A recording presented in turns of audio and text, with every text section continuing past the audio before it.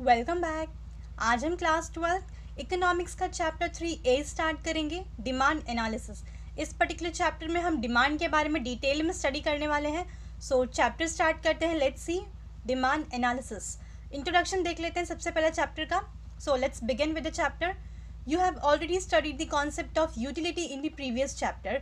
Utility is the basis of demand. So पिछले chapter में, that is previous chapter में, chapter 2 में हमने यूटिलिटी के बारे में डिटेल में स्टडी कर लिया है।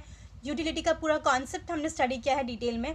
यूटिलिटी क्या है? It's a capacity of a commodity to satisfy human wants. That is कोई भी पर्टिकुलर कमोडिटी जिसमें इतनी कैपेबिलिटी होनी चाहिए, इतनी क्षमता होनी चाहिए कि वो ह्यूमन बींग्स के नीड्स को, उसके वांट्स को सेटिस्फाई कर सके।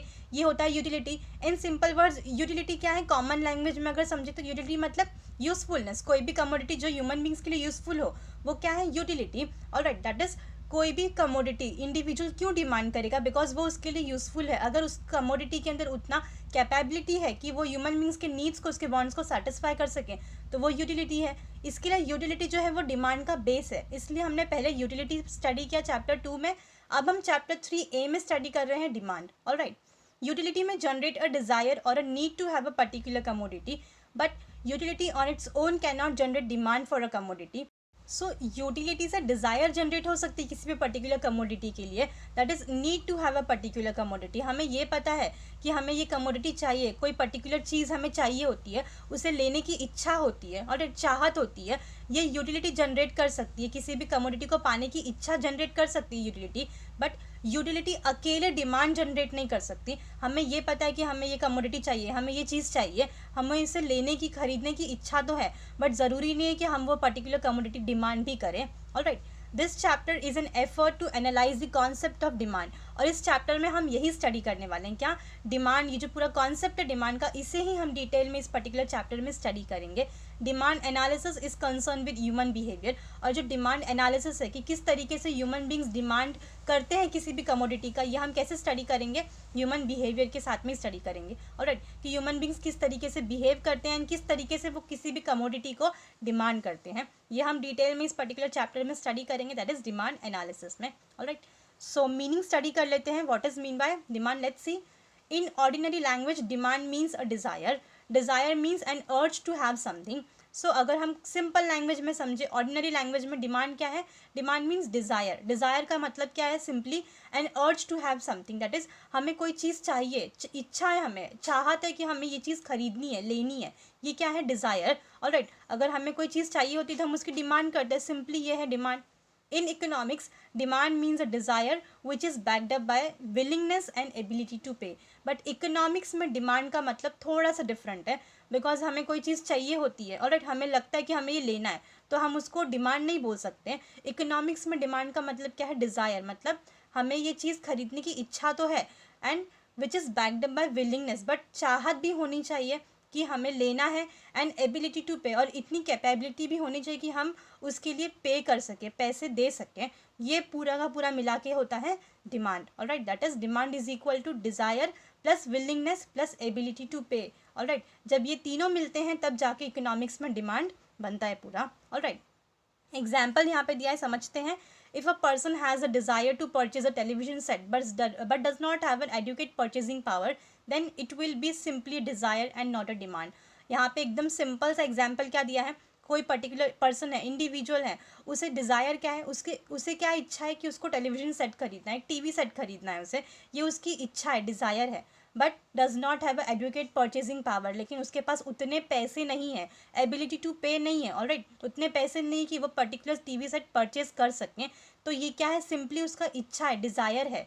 बट क्या ये डिमांड है? नहीं। उससे इच्छा तो है कि हम ये टीवी सेट खरीदें, बट क्या वो उसके लिए पे कर सकता है? नहीं पे कर सकता। तो वो डिमांड करेगा क्या? नहीं करेगा। तो ये डिमांड नहीं है। Alright, so it's a simple meaning of demand. Alright, let's see आगे। Thus demand is an effective desire, all desires are not demand. So demand क्या? ये एक इफेक्टिव डिज़ायर है, मगर सारे के सारे जो डिज़ायर होते हैं वो डिमांड नहीं होते हैं। ऑलराइट, हमें तो बहुत सारी चीज़ें खरीदने की इच्छा होती है, चाहत होती है। देखते हैं, हम शॉपिंग करने जाते हो आप लोग मार्केट में, तो बहुत सारी चीज़ें देखते हो, लगता है कि ये खरीद ले, वो खरीद ले। ऑलराइट, मतलब बहुत सारी चीज़ें परचेज करने की डिज़ायर तो है, इच्छा तो है, लेकिन सारी चीज़ें हम उसको खरीद नहीं सकते, डिमांड नहीं कर सकते। ऑलराइट, इसलिए कहा गया है demand is an effective desire but all the desires are not demand. जो सारी चीज़ें हमें इच्छा है हम वो सारी चीज़ें खरीद नहीं सकते, डिमांड नहीं कर सकते। In short, demand is equal to desire plus willingness to purchase plus ability to pay. So ये सिंपल सा यहाँ पे एक फॉर्मूला के तरीके से दिया हुआ है। डिमांड क्या है? डिज़ायर। ऑलराइट, मतलब कि इच्छा, चाहत होनी चाहिए हमें वो पर्टिकुलर कमोडिटी परचेज करने की, प्लस विलिंगनेस टू परचेज, और ये इच्छा होनी चाहिए, विलिंगनेस होनी चाहिए अंदर से कि हम वो पर्टिकुलर जो कमोडिटी है उसको परचेज भी करें, एंड प्लस एबिलिटी टू पे। अब परचेस करें मतलब उतनी कैपेबिलिटी भी होनी चाहिए कि हम उसे पे कर सकें। ऑलराइट, एग्जाम्पल है, अगर कोई पर्टिकुलर चीज़ आपको ख़रीदनी है, अगर आईफोन ही ले लो, आईफोन अगर आपको परचेस करना है तो क्या है, आपके पास डिज़ायर तो है कि आपको आईफोन चाहिए, आप विलिंग भी कर रहे हो कि आप पे भी करो, लेकिन आपके पास उतनी एबिलिटी नहीं कि आप अभी वो पे कर सको, उतने पैसे नहीं है, तो क्या ये डिमांड है? नहीं। डिमांड में तीनों चीज़ें आनी चाहिए, desire plus willingness to purchase plus ability to pay, तो ये होता है demand. Alright, so I hope अभी डिमांड जो है वो आपको समझ में आया होगा इकोनॉमिक्स टर्म में। नेक्स्ट इज, आगे देख लेते हैं डेफिनेशन ऑफ डिमांड। अब यहाँ पे डिमांड का डेफिनेशन गिवन है according to Benham. Let's see, the demand for anything at a given price is the amount of it which will be bought per unit of time at that price. So according to Benham, demand क्या है? The demand for anything, that is हम किसी भी commodity के लिए जब demand करते हैं at a given price, जो प्राइस दिया गया है वो क्या है? उस पर्टिकुलर commodity का अमाउंट है, which will be bought per unit, और हम उसे किस तरीके से परचेज करते हैं? पर यूनिट परचेज करते हैं एक टाइम पे एट दैट गिवन प्राइस। जो प्राइस दिया है उस पर्टिकुलर प्राइस पे हम एक पर्टिकुलर टाइम पे एक यूनिट परचेज करते हैं, वो होता है demand. Alright, thus following are the features of demand. अब यहाँ पे फीचर दिया है डिमांड का। Let's see, very first is demand is a relative concept. Demand क्या है? ये एक रिलेटिव कॉन्सेप्ट है, मतलब डिमांड किसी ना किसी पर्टिकुलर चीज़ से रिलेट करता है। अब डिमांड किससे रिलेट करता है ये हम आगे स्टडी करेंगे, लेकिन यहाँ पे फर्स्ट फीचर क्या है डिमांड का? That demand is a relative concept, किसी ना किसी पर्टिकुलर चीज़ से डिमांड रिलेट करता है। Next is, demand is essentially expressed with reference to time and price. और डिमांड हम किससे एक्सप्रेस कर सकते हैं? टाइम और प्राइस। डिमांड जो है वो प्राइस और टाइम दोनों के साथ में हम उसको क्या करते हैं? एक्सप्रेस करते हैं, बिकॉज टाइम के हिसाब से भी हम चीज़ों की डिमांड करते हैं एंड प्राइस के हिसाब से भी हम चीज़ों की डिमांड करते हैं। ऑलराइट, इसीलिए कहा गया demand is essentially express with reference to time and price. Alright, so ये दो इंपॉर्टेंट फीचर्स है डिमांड के। डिमांड क्या है? It is a relative concept, and next is demand is essentially express with time and price. Alright, आगे देख लेते हैं। लेट्स सी, नेक्स्ट जो पॉइंट है वो है हमारा, next topic is demand schedule. अब डिमांड शेड्यूल क्या है देख लेते हैं। Demand schedule is a tabular representation of the functional relationship between price and quantity demanded for a particular commodity. So demand schedule, जब भी हम शेड्यूल बोलते हैं तो ये क्या है? टेबुलर रिप्रेजेंटेशन आता है, मतलब टेबल में हम किसी भी चीज़ को जब रिप्रेजेंट करते हैं, एक्सप्लेन करते हैं, तो वो शेड्यूल बताता है हमारा। ऑलराइट, एग्जाम में भी देखा होगा, शेड्यूल जब बोलते हैं ना कि एग्जाम का शेड्यूल आ गया, दैट इज टाइम टेबल आ गया। अब टाइम टेबल आ गया मतलब टेबुलर फॉर्म में आता है, वैसे ही डिमांड शेड्यूल मतलब tabular representation of functional relationship. यहाँ पे क्या किसके रिलेशनशिप बता रहा है? Between price and quantity demanded of a particular commodity, that is एक पर्टिकुलर कमोडिटी का प्राइस क्या है और कितना क्वांटिटी डिमांड किया गया है, उसके बीच का रिलेशनशिप हम स्टडी करेंगे, but in a tabular format. Alright, that is कोई भी कमोडिटी है, हम परचेज करने जाते हैं तो कितना परचेज करते हैं, ये किसके ऊपर डिपेंड करता है? प्राइस के ऊपर। इसका प्राइस इतना है और हमने इतने प्राइस में कितना क्वांटिटी डिमांड किया है, तो ये जो प्राइस और डिमांड का जो रिलेशनशिप है ये हम स्टडी करेंगे, but in a tabular format. Let's C, a demand schedule में भी इधर इंडिविजुअल डिमांड शेड्यूल और मार्केट डिमांड शेड्यूल। अब जो डिमांड शेड्यूल है जो हम स्टडी करने वाले हैं, ये इंडिविजुअल डिमांड शेड्यूल भी हो सकता है और मार्केट डिमांड शेड्यूल भी हो सकता है, हम दोनों स्टडी करेंगे। इंडिविजुअल डिमांड मतलब क्या है? जब कोई एक इंडिविजुअल, एक ह्यूमन बीइंग जब डिमांड करता है किसी भी पर्टिकुलर कमोडिटी का, तो वो होता है इंडिविजुअल डिमांड। तो इंडिविजुअल डिमांड शेड्यूल भी हम स्टडी करेंगे एंड मार्केट डिमांड शेड्यूल भी हम स्टडी करेंगे।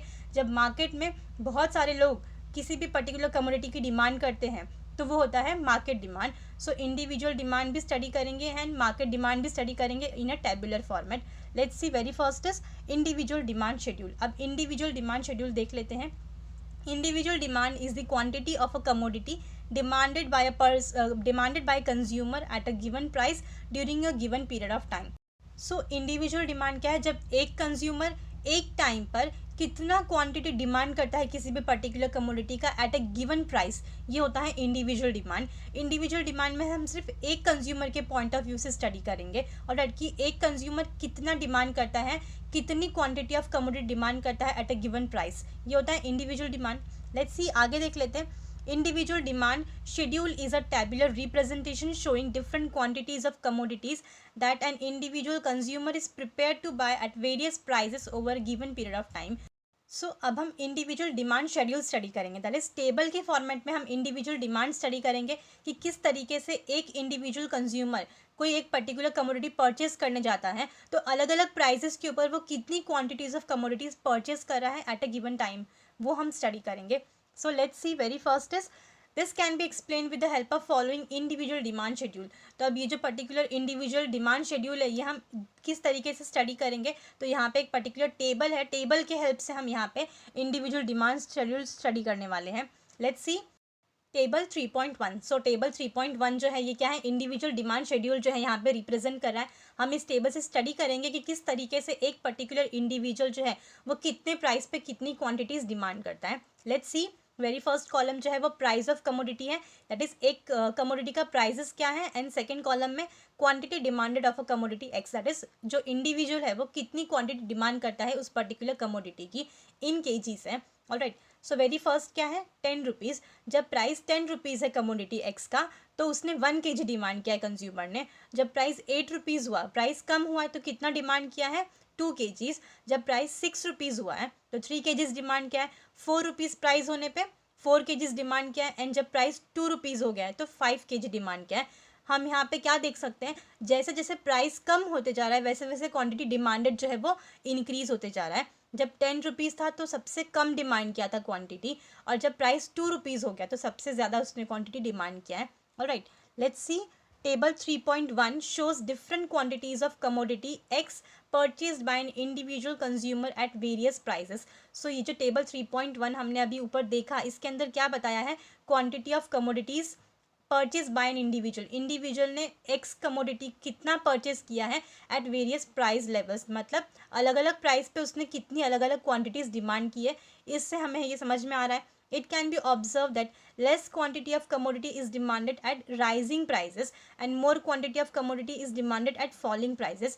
तो हम क्या समझ में आ रहा है, क्वांटिटी कम डिमांड की है जब प्राइस ज़्यादा है। ऑलराइट, हमने स्टार्टिंग में देखा 10 रुपीज़ था तो सिर्फ 1 kg डिमांड किया था, मतलब जैसे प्राइस ज़्यादा है तो क्वांटिटी कम डिमांड किया है, और जैसे जैसे प्राइस कम होते गया है तो क्वांटिटी डिमांडेड ज़्यादा बढ़ते गया है। ऑलराइट, यहाँ पे ऑब्जर्व हम कर सकते हैं कि प्राइजेस कम है तो क्वांटिटी डिमांड ज़्यादा है, प्राइस ज़्यादा है तो क्वांटिटी डिमांड कम है। Alright, that is inverse relation है यहाँ पे। It indicates N inverse relationship between price and quantity demanded, मतलब यहाँ पे क्या है, inverse relation. Inverse relation means price अगर कम है तो क्वांटिटी डिमांड ज़्यादा, और प्राइस अगर ज़्यादा है तो क्वांटिटी डिमांड कम, तो इस रिलेशन को क्या बोलते हैं, inverse relation. Alright, next is individual demand curve. अब यहाँ पे हम क्या स्टडी करेंगे, हमने ऊपर टेबल के फॉर्मेट में स्टडी किया, अब इसी को हम ग्राफिकल रिप्रेजेंटेशन में स्टडी करेंगे। कर्व हम डायग्राम बना के स्टडी करेंगे और समझेंगे इंडिविजुअल डिमांड कर्व किस तरीके से रिप्रेजेंट किया जाता है। Individual demand curve is a graphical representation of individual demand schedule. So जो हमने ऊपर इंडिविजुअल डिमांड शेड्यूल स्टडी किया, टेबल के फॉर्मेट में जो स्टडी किया है शेड्यूल, उसी को अब हम ग्राफिकल रिप्रेजेंटेशन के तौर पे स्टडी करेंगे। Let's see figure 3.1 represents an individual demand curve. अब यहाँ पे इंडिविजुअल डिमांड कर्व जो है जो हम देखने वाले हैं which is based on the table 3.1 ये जो टेबल हमने स्टडी किया, इसी टेबल को हम क्या कर रहे हैं, ग्राफिकल रिप्रेजेंटेशन में स्टडी करेंगे। सो वेरी फर्स्ट यहाँ पे क्या है, इंडिविजुअल डिमांड कर्व आप देख सकते हैं। ये जो ग्राफ है X axis and Y axis, तो एक्स एक्सिस के ऊपर क्या है, quantity demanded in kgs, and Y axis के ऊपर क्या है, प्राइजेस गिवन है यहाँ पे। सो आप देख सकते हैं यहाँ पे एक्स एक्सिस के ऊपर क्वांटिटी डिमांडेड इन केजीज है, एंड वाई एक्सिस के ऊपर प्राइस इन रुपीज़ है। ऑलराइट, सो अब सिंपली क्या करना है, जस्ट यहाँ पे सिंपल सा एक ग्राफ प्लॉट करना है हमें। टेबल जो है दैट इज इंडिविजुअल जो शेड्यूल हमने स्टडी किया अभी, वो टेबल सामने रखना है, एंड जस्ट क्या करना है, ग्राफ प्लॉट करना है। दैट इज जब प्राइस 10 रुपीज़ था तो कितना क्वांटिटी डिमांड किया था, 1 kg। जब प्राइस 8 रुपीज़ हुआ तो कितना डिमांड किया, 2 kgs। जब प्राइस 6 रुपीज़ हुआ तो 3 kgs, एंड जब 4 रुपीज़ हुआ तो 4 kgs, एंड जब 2 रुपीज़ हुआ तो 5 kgs डिमांड किया। दैट इज़ जैसे जैसे प्राइस कम होते गया वैसे वैसे क्वांटिटी डिमांड जो है वो क्या हुआ, बढ़ते गया है। मतलब डिमांड कर्व कैसे स्लोप हो रहा है, डाउनवर्ड स्लोप हो रहा है, मतलब अपवर्ड्स टू डाउनवर्ड्स। ऑलराइट, तो इसी चीज़ को अब हम क्या करेंगे, नीचे ग्राफिकल रिप्रेजेंटेशन जो है उसका हम इंटरप्रिटेशन स्टडी करेंगे, दैट इज एक्सप्लेनेशन स्टडी करेंगे। In figure 3.1 X axis represent quantity demanded and Y axis represent the price of the commodity. Obvious है, ये तो एकदम सिंपल सी चीज़ें समझने वाली। एक्स एक्सिस के ऊपर हमने क्या डाला है, quantity demanded in kgs, and Y axis के ऊपर हमने प्राइस रिप्रेजेंट किया है। The demand curves that is D D slopes downwards from left to right. अब जो डिमांड कर्व है आप देख सकते हैं यहाँ पे डिमांड कर्व किस तरीके से स्लोप हो रहा है, नीचे की तरफ, फ्रॉम लेफ्ट टू राइट ये स्लोप हो रहा है। Alright, next is indicating N inverse relationship between price and quantity demanded. तो यहाँ पे ये क्या बता रहा है, जो ग्राफ है वो किस तरीके से स्लोप हो रहा है, दैट इज जो लाइन है वो नीचे की तरफ स्लोप हो रही है। आप यहाँ पे देख सकते हैं ये जो लाइन है ये कैसे नीचे की तरफ स्लोप हो रही है। ऑलराइट, मतलब कि प्राइस जैसे कि कम हो रही है, यहाँ पे प्राइस जैसे जैसे कम होती जा रही है वैसे वैसे जो डिमांड है वो क्या हो रहा है, बढ़ते जा रहा है, मतलब इनवर्स रिलेशन है यहाँ पे। ऑलराइट, प्राइस कम डिमांड ज़्यादा, प्राइस ज़्यादा डिमांड कम। ऑलराइट, तो ये क्या है, इंडिविजुअल डिमांड कर्व, इसका मतलब inverse relationship between price and demand. Alright, so I hope आपको पूरा जो टॉपिक था इंडिविजुअल डिमांड कर्व का वो समझ में आया होगा। नेक्स्ट टॉपिक जो है वो है मार्केट डिमांड शेड्यूल, ये हम नेक्स्ट वाले वीडियो में कवर अप करेंगे। ऑलराइट, सो आई होप आपको इस वीडियो का पूरा जो टॉपिक था वो समझ में आया होगा। इस वीडियो में हमने चैप्टर 3A स्टार्ट किया था, दैट इज डिमांड एनालिसिस, जिसमें हमने इस पर्टिकुलर चैप्टर का इंट्रोडक्शन कवर किया। देन हमने मीनिंग एंड डेफिनेशन भी समझा डिमांड का। देन इंडिविजुअल डिमांड शेड्यूल हमने कवर अप किया, एंड इंडिविजुअल डिमांड कर्व किस तरीके से बनाया जाता है हमने ये पूरा का पूरा जो टॉपिक था individual demand schedule and curve, ये पूरा टॉपिक भी समझा। सो आई होप आपको इस वीडियो का पूरा जो टॉपिक था वो समझ में आया होगा। नेक्स्ट टॉपिक जो है market schedule and then market schedule graph किस तरीके से बनाया जाता है ये हम नेक्स्ट वाले वीडियो में कवर अप कर लेंगे। ऑलराइट, सो आई होप आपको इस वीडियो का पूरा टॉपिक समझ में आया होगा। So thank you for your time.